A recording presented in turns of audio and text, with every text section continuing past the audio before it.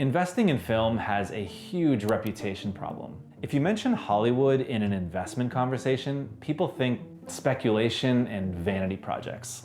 They may have horror stories about movies they've invested in that have totally bombed. And to be fair, that reputation didn't come from nowhere. 80 to 90% of films never make their money back.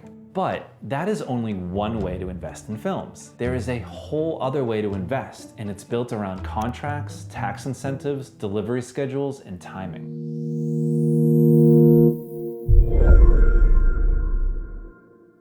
It's called film bridge lending, and it's one of the most misunderstood areas of private credit.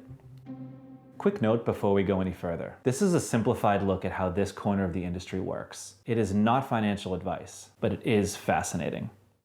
Okay, firstly, to understand why film bridge lending exists, you have to understand the timing gap. When you're making a film, there's a tricky period of time after the film gets greenlit for production, but before the checks start rolling in. A producer may have committed capital, but it's not one single check from a studio. Money comes in from a patchwork of sources, including tax credits, distribution agreements, and senior lending facilities. Each of these sources has its own timeline and its own rules. This timing gap is especially pronounced with tax credits, which really are the engine that fuels this entire world. Tax credits are hugely important to filmmaking. It's why productions are filmed in Georgia instead of California, or in Toronto, the UK, or the Canary Islands instead of New York City.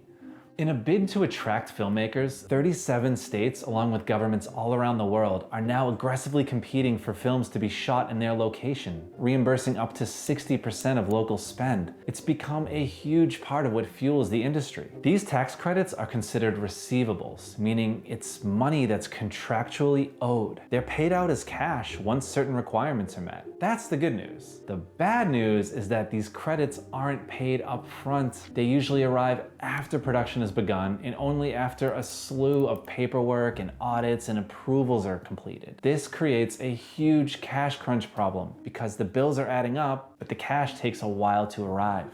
This is exactly the problem that film bridge lending solves. A good way to think about film bridge lending is that the lender is not financing the film itself. They're financing the timing mismatch, allowing the film to continue until the bigger checks come in. And when the longer-term money arrives, it repays the bridge. So the producer stays on schedule, the train keeps rolling, and the lender earns a premium for providing capital and stability during a compressed window. When a bridge lender advances against a tax credit, they're advancing against a government obligation, not a Hollywood promise. This is real money, and it's backed by real governments. The key thing to remember is this. Unlike in film equity investing, it doesn't matter how well the film performs because you're not buying a piece of the film. You're financing a very specific part of the process. Tax credits are triggered by qualifying spend, not box office performance. Once the production has spent the qualifying dollars, the credit is owed. Think about what that means to you as a lender. You're essentially holding the credit risk of a state or a national government. Government-backed credit quality at non-government pricing, that is a very rare combination. If you want to learn more, head to the link below. Film equity investing is the entertainment equivalent of buying a vineyard. It sounds fun, it looks great in conversation, and it might work out, but it comes with a very real chance that the economics never work. Film bridge loans are not secured by vibes or prayers, because the credit is owed for what was spent, not what was earned.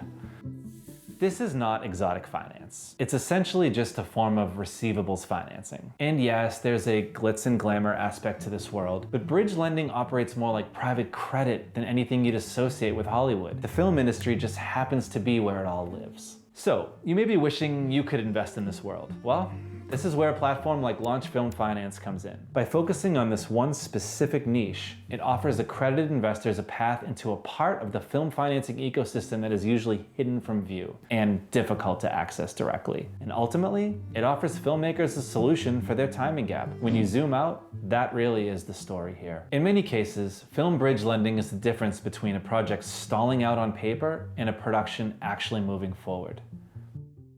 Very few people know about this world, and even fewer people understand it. But now, you're one of them. This video is just the start. To learn more, go to filmcoinvest.com. You'll learn all about film bridge lending, and if you're an accredited investor, you can explore actual loans.